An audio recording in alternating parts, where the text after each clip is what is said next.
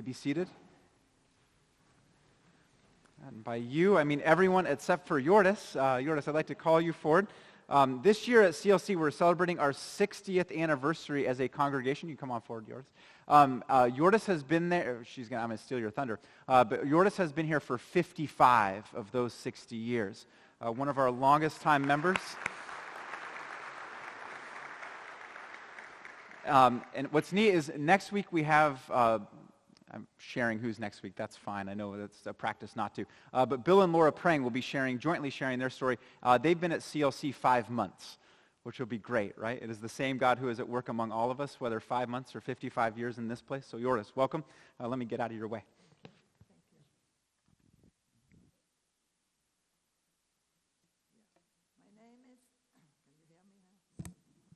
My name is Hjordis Bakke, and I've been member since '66, as far as I go. Maybe I've been longer. I could be wrong. But anyway, as far as I can remember, I've always believed in God. That has been with me all my life. And then you can think, why, after all these years, will I do a faith story after belonging to the church for so long? It's number one is the invasion of Ukraine. Number two is my personal story. A couple of days after the invasion of Ukraine, I was listening to the radio, not the radio, the TV, and I heard these sirens going. And all of a sudden, I remember from my childhood, when I grew up in Norway, during the World War II, and all these memories came back to me that I haven't thought of for a long time. The war, I was 9 months old when the war broke out in Norway, the 9th of April in 1940. I'm 82 years old, so you don't have to figure out how old I am. Anyway, that day, and that was my mother's birthday, and my dad would carry me on his back. He was walking for 12 hours trying to go to his cabin that we had outside the city. Later, we would go back to our home, unfortunately. During those 5 years that Norway was occupied, we had no radio for 5 years. We had to barricade our windows every night because it has to be no lights coming out. No churches, they were all closed. So my mother would talk to me about Jesus and God. Because of Norway was so central to the Germans, because of the Gulf Stream, the whole Norwegian coast has no frost, even in the coldest winter. It's frost-free. So we lived on a hill outside above the harbor, so it was a lot of bombing where we lived. Fortunately, the house didn't bomb, but the windows were shattered a lot of times. And I remember every night, my mom would sit by my bed and we would pray, and I would pray and say, "Dear God, no bombing tonight. Please, no bombing tonight." Because when those sirens were, we had to just rush down in the basement, and we didn't know what was going to be see in the morning when we got up. But I was lucky. Our house didn't get bombed. And my father was very eventful. We had food. Fortunately, we did, because he would plant potatoes in the front. We had rabbits in the back, and we had little piglets. And I remember I was feeding with a little baby bottle. Then I remember one day my mom, she had this beautiful silk dress that they had a picture of her and my dad when they got engaged, and she would show me this dress. And then one day she said, "Hjordis, I sold my dress today for 1 pound of coffee." And she was all excited. She was frying the white coffee bean, afterwards grinding them with the coffee ground and inviting people, our friends, because coffee was not something we would get during the war. Then it was one incident. It was in October 1944. It was a big squadron from England coming, and their intent was to bomb a bunker that the Germans had built under the water. It was about like an hour walk from where we lived. They miscalculated, and they bombed an elementary school. It was 80 children was killed that night, plus 120 people around the school. It was 50 children in the street where I lived, and 14 of those children was killed that day. What was bad about it was that they weren't allowed to talk about it. Of course, I didn't know how long it took before they started back to school. I was not old enough at that time, because at that time we started school when we were 7 years old. Later, that has changed. But when the children went back to school, and if they were crying during class, the teacher would go over to them and say, "Why are you crying?" And they would say, "Oh, maybe my sister died." Then they said, "No, we don't talk about it. Go in corner. When you stop crying, you can go back and sit down." So I had my girlfriend that lived next door. She was in school because she was older. She saw her brother got killed, and she was running from home screaming through the grenades and fire and bomb, and it was awful. But she wasn't allowed to talk about it, so she had nightmares for years after that. And then during that time, as I said, we didn't have radio, but through the grapevine we heard that Americans had joined the war. And we were so happy, because we said, the Americans can do it. We are going to win. It's going to be so good. So I remember one morning I came down, and here it was laughter and singing. And I said, "Mom, what's going on?" Because we had to be quiet all the time. And she said, "We have peace, the war is over." And everybody was singing. We saw the Norwegian flag for the first time in 5 years, flying. It was just amazing. So later, I will talk about more of my personal life. As I said, I was born in Bergen, Norway, which was the second largest city in Norway at the time. I went through high school and graduated from college. I took another year for business college, and then with my girlfriend Eva and I studied a year in Paris, France. When I came back, I would say I had my dream job. I was working as a legal secretary for a vice president of the second largest insurance company in Norway. And I would take shorthand. I would do business correspondence in German, French, and English. I would sit at the board meeting, take notes, hurry up when the board meeting was over, so I could finish the minutes by the time they had lunch. So it was a challenging job, but very exciting.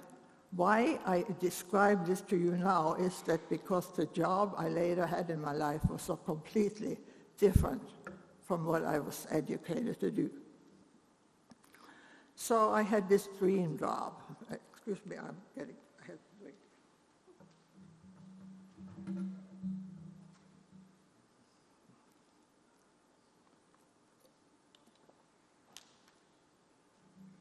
I had this dream job, but then inside of me I had this desire.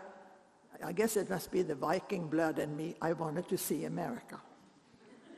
I had heard so much about America. America was heaven on earth. So I thought, I have to go. I have to see it, maybe just for a year.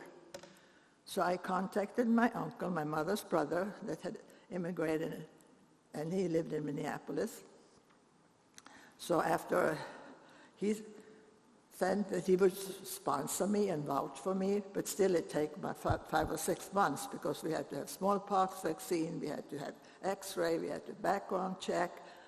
Anyway, I arrived in Minneapolis, and I got a job right away. And the 3rd week I was there, my uncle took me to a Lutheran church in Minneapolis at that time was the only church that still had service in Norwegian.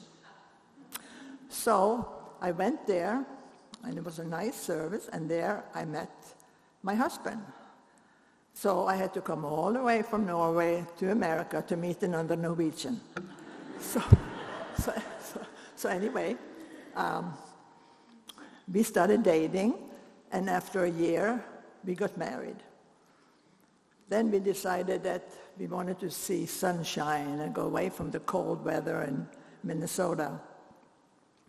So we arrived then in Los Angeles, and I got a great job at Blue Cross, and Chris, he was into computers and programming. So, and he worked for Remington, and they changed to Unisys later. But in 1966, they decided to move to Valencia, to the industrial center by Rye Canyon. That was industrial center number 1. So we had to move up here then. And that was just like in the boondocks at that time. Our friend said, we are never going to visit you up there. All it is onion fields and whatever. So he was happy because it was close to his work. But what about me? I didn't know what to do because at that time I didn't have a license, I didn't have a car. How in the world could I get down to Hollywood? By maybe get a ride to Newhall and take a Greyhound, it would take me half a day. So I thought, what do I do? What do I do? I have to work, and I want to work, and what can I do? And I have no transportation. So I thought, well, maybe I'll do childcare. But then I thought, I'm not qualified for childcare. Why can I do that? How can I do it? And then it kept on, well, I can be home, and I can do it. So I thought, well, I'll just give it a try. So I got my license, and after a while, I thought, this isn't right. I can't have just these children and not teach them anything. I have to get some more education on it. So I started to go to workshops and go to classes, so I could qualify to be a preschool teacher. And I could be it would be a preschool instead of a daycare. And I really started to like my job, and that was kind of amazing because I thought, it was so wonderful with these children that looked up to me. They didn't argue with me, they didn't talk back to me, and everything I said, they were just taking like, they believed everything, and they were so into learning, and it was just a wonderful experience for me. So then, in the end of 70s, the mayor at that time was Bear Height, and she had a big town meeting in the town hall in Valencia, and her purpose was to get better quality childcare in Santa Clarita Valley. So I attended that meeting, and at that meeting I spoke up a couple of times. So afterwards I was approached by an aide of the mayor to ask if I and 2 other women would start an association for childcare, to promote childcare. So I said fine, and we got busy, got it to non-profit, and we had our first meeting in the library, Valencia Library. It was well attended, over 100 people, and I got to be the first president, and we were very successful because we really pushed the daycare providers to get education, get educated, attend the kindergarten conference.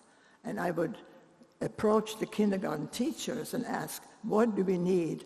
What do you need for a child to be ready for kindergarten, that they can excel? And they were wonderful working with me, and we did really great. So this was unreal for me, that I would love this job that I was not qualified for at all. And on top of that, I got commendation from the supervisor Antonovich, City of Santa Clarita, New Holland Farm. I got a Santa Award. It was just all unreal. Anyway, so when we joined the church in '66, I was active at that time. I was teaching Sunday school for a couple of years. I was head of the Altar Guild. I was on the co-host of a women's group. In those days, we had mother-daughter tea and a lot of things that we had. And we were also having Bible study in the homes. And we had the 25th anniversary for our church that I was involved with. I'm sure some of you were involved with that too. Then in beginning of 80s, my husband got very sick. He was rushed to the hospital, and first I was very afraid and very scared because he had health issues. He had high blood pressure, diabetic, and also we had a clause in our insurance policy, which I don't remember why, but it was that if his illness had anything to do with the kidney, they would not cover it. So I remember he was rushed. I was in the ER at Henry Mayo. I was so scared. I was standing in a corner. I was sliding down. I was sitting on the floor, crying and crying. And then I thought, I better get up. And then I started praying. And all these things went round in my head. What do I do? What do I do? What if we don't have insurance? What if he doesn't get well again and he can't have a job? What if I lose our house? How am I going to support my 2 kids? And all this went round and around. And finally, I just put my hands out and I said, Dear God, take over. I can't do this. And right then, it was like a heat wave came. It started on my head and it went all through my body. And when it left my body, I was completely at ease. It's kind of hard to explain, and then the voice said, it's going to be all right. So I was so peaceful that it's just, I can't even describe it, because later we heard that he had diverticulitis, so it had nothing to do with kidney, so the insurance was okay.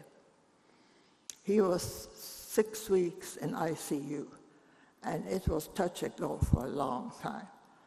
And during the 6 weeks that he was in ICU, I visited him 3 times a day. And I'm not talking about me bragging, because this wasn't me. It was another person doing this. Because sometimes I felt like I'm looking at myself, but this is not myself, because there was the Holy Spirit that was working. And I would go 4 or 5 in the morning. Henry Mayo were very nice. I could go in there then. Then I would have somebody watch for an hour in the afternoon, and I would just rush over because we lived close to the hospital, was there for 5 minutes, and then come back at 8 o'clock. And I wasn't tired, but it was just nothing. I wasn't excited. I wasn't worried. I was just peace in me. And then he had 3 surgeries. The whole thing was about 6 months. And on the one of the surgery, he was home. He had a bag, which was later reversed. But a lot of times that would leak, and sometimes it was nights after nights where maybe I didn't get more than 2 hours sleep because I had to strip the beds and change the bag. And as I say, this wasn't me, it was God, because I could never have done that. After 2 hours sleep, I would wake up in the morning, I would feel like I've been sleeping for 6 or 8 hours. It was just amazing. And then this lasted for 6 months.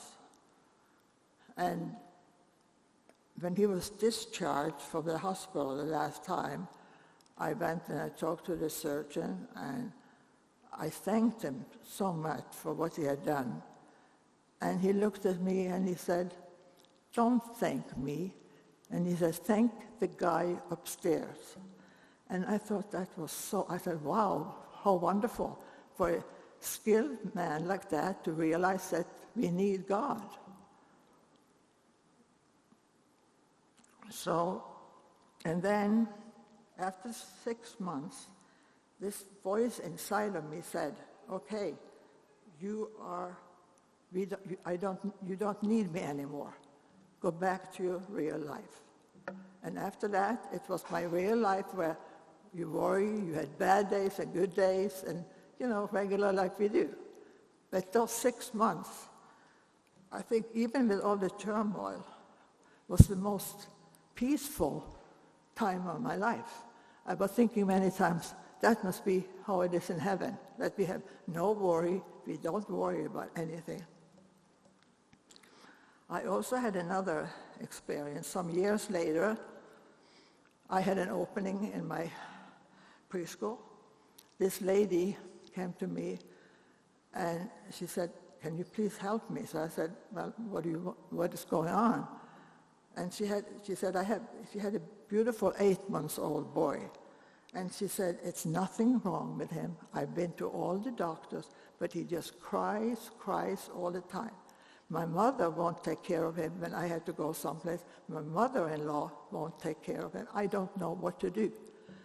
So I said, "Well, I'll see what I can do. I'm not sure if I can help it." Anyway, so he came on a Monday. He cried on Monday, he cried on Tuesday, he cried on Wednesday, he cried on Thursday. On Friday morning, I was sitting with him in my arms.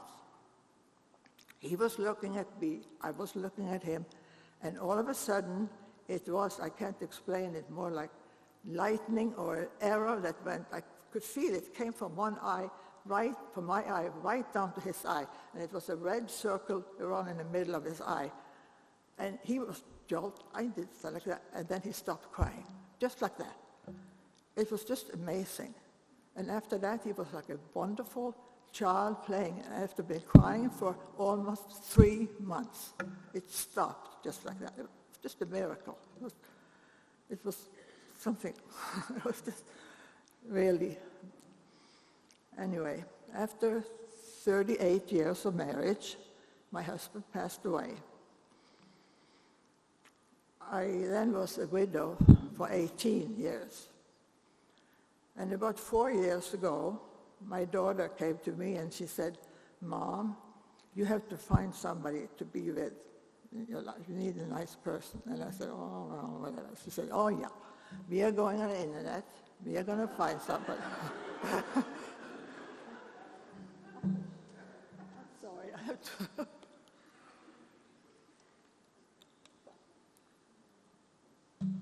So I said, "What?"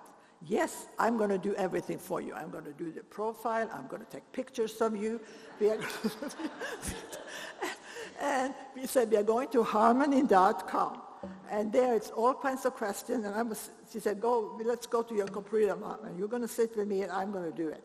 So it was all these questions. And I said, "That's not me. That's not." "Oh, yes, Mom, that's you. That's you. That's the way." And so she pressed it, send. And then I got really nervous, and I said, "What do I do if somebody wants to meet me? What do I say, and what do I do?" "Oh," she said, "you just meet at a neutral place like Starbucks." And I said, "What do you mean Starbucks? I've never been to Starbucks." so what do I do at Starbucks?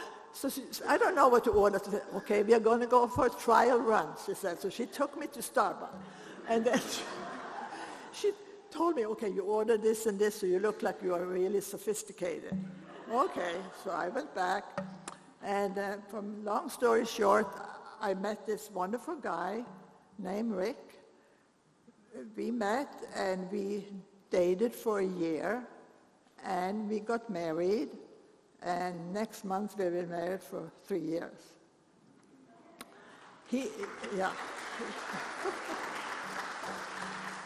He is a believer, but he doesn't go to church much. So that I'm working on that one, work in progress. So anyway, when Pastor Joe, that's the retired Pastor Joe, he was the one that married us. And he said, when he married me, he said, "This is the first for me, Hjordis.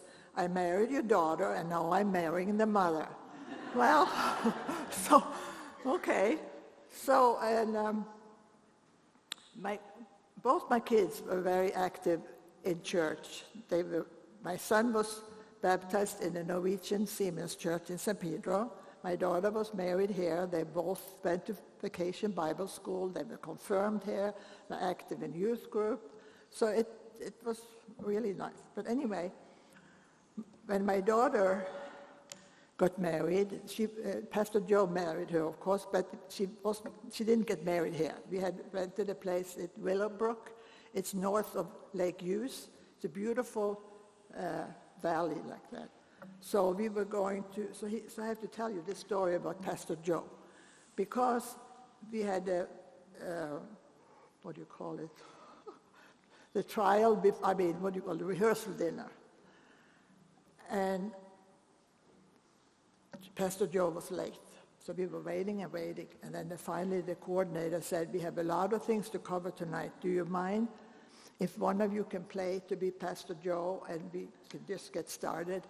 So he said, okay. So this coordinator, she went up on the podium, and she didn't realize in the meantime Pastor Joe had arrived with his wife. He was sitting in the front, but he had just regular clothes on, so there was no way anybody would, that this lady would know that he was a pastor.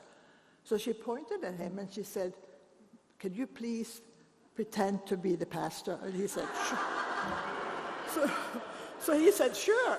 So he got up and she was telling him what to do, and he was very good at everything, and it went fine. Whatever she said, he did. So then at the end, she said, thank you so much. I really appreciate it. And he said, you're welcome. And then she turned to the other guest there and she said, by the way, has the pastor arrived yet? And then he turned to her and he said, I am the pastor. So she got all red in her face. But it was just fun. That was just fun. So anyway, in closing, I just want to say that I don't know how my life would have been if I didn't have God in my life. It's been a rock, and he has helped me so many times. And not all the time it's gone the way I wanted it, but I know he's there. And what is so wonderful is that I can pray anytime I want. I don't need to have an appointment. I can pray at home. I can pray in the car when I'm waiting the light to change. I'm staying at the supermarket. I'm in the doctor's office. And he will listen. And after I pray, I feel peace within me. So that, I'm blessed with that.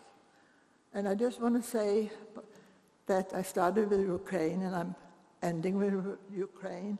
Please stop the bombing, and please look over all these men and women and children and let them get their freedom back.